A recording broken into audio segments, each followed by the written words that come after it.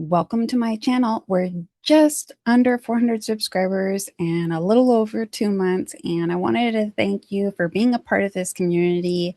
It's been so much more fun applying for proof of Canadian citizenship. With hearing you guys posting videos has been fun, and then hearing your experiences and your questions and all the interaction. It's made this experience so much more meaningful for me. So thank you so much for being here and your support. Today, we're talking about some changes that IRCC recently made in the last week to the document checklist and the application guide. I compared the old versions from 2025 to the new versions that were just recently issued, and I'm going to walk through those changes so that you have an idea of what the new requirements are and if it applies to you. With all that said, let's get started. There are 3 areas that have been updated by IRCC in the last week. The first is the application guide, and this was the latest update for this was on June 19th. There's the document checklist, which was updated on the 17th. And then IRCC also updated the application overview page.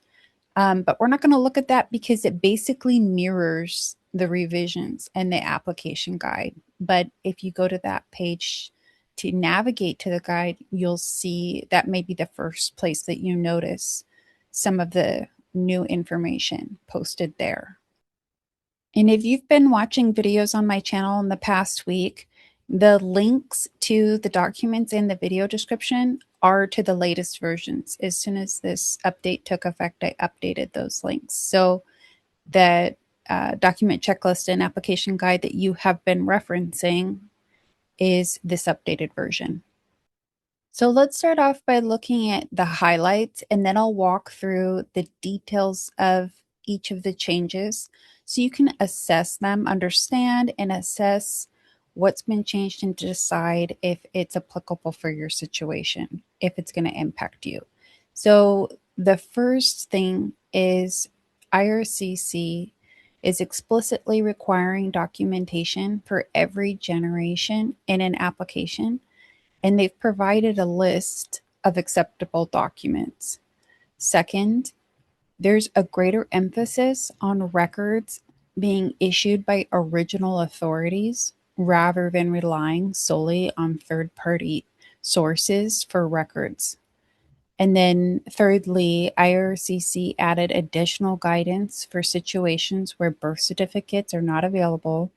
And then I also wanted to mention that the proof of citizenship application, the form itself, CIT 001, has not changed.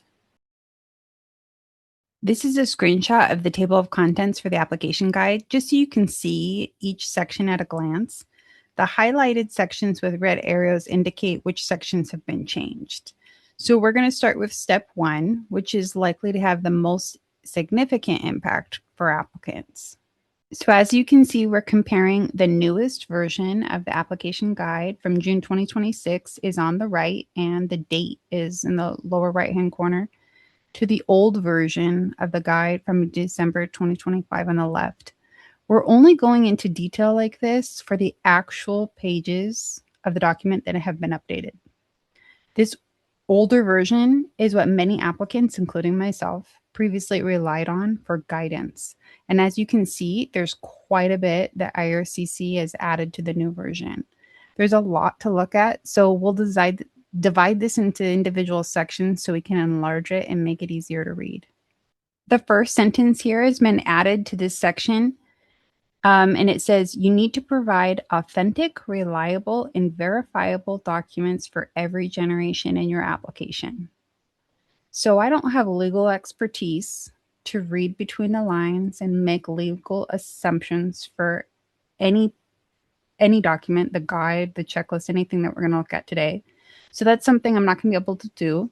But if I take it at face value as an applicant, it looks like they're confirming something that we may have already assumed, which is an application needs to include authentic, reliable, verifiable documents, or in other words, records, for each person in your ancestral line. from you, the applicant, all the way back to your Canadian ancestor. You're proving your connection to your Canadian ancestor and proving their citizenship.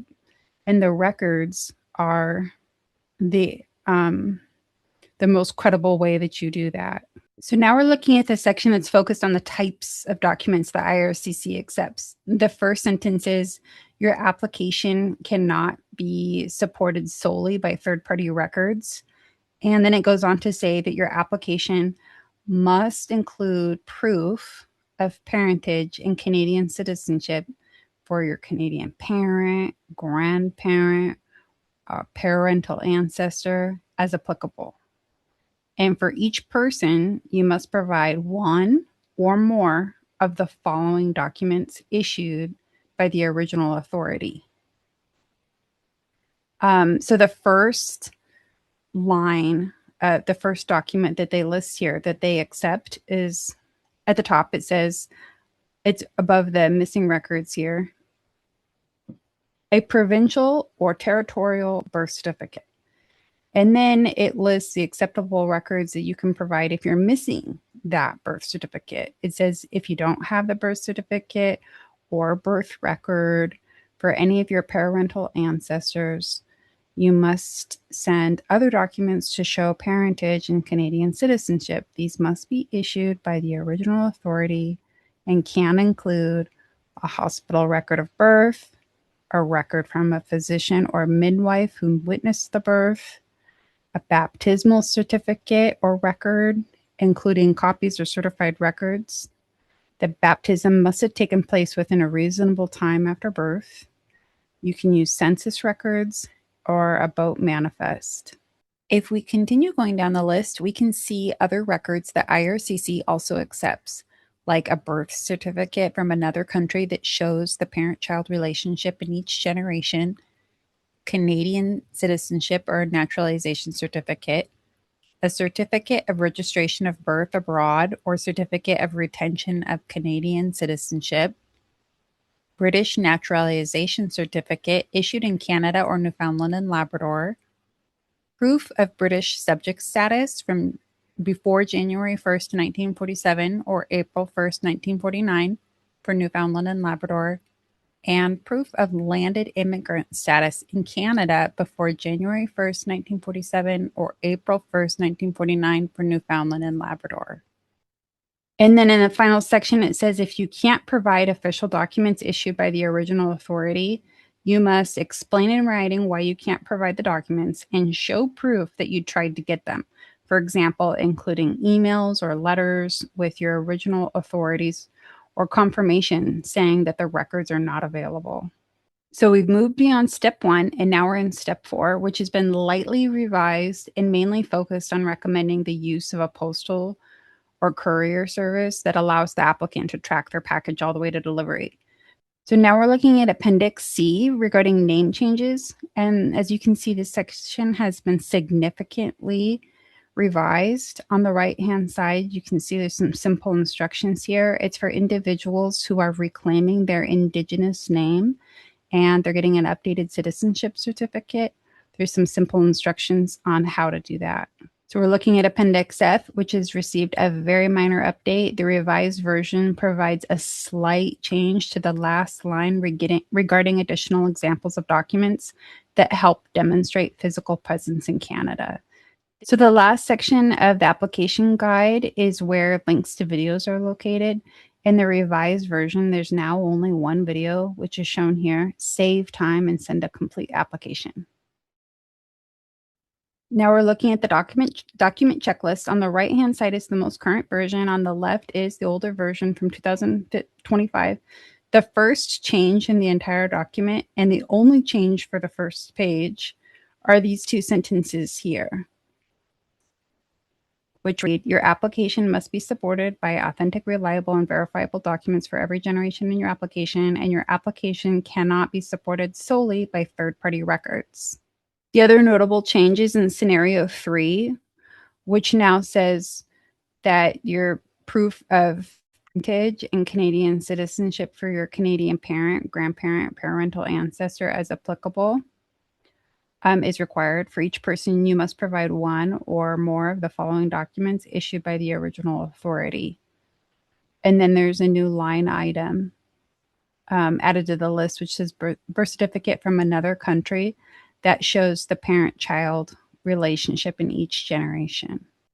So in summary, the key takeaways are you need authentic, reliable, and verifiable documents for each person in your ancestral chain. You'll want to provide the documents required by the application guide. At least one of the documents must come from an original authority.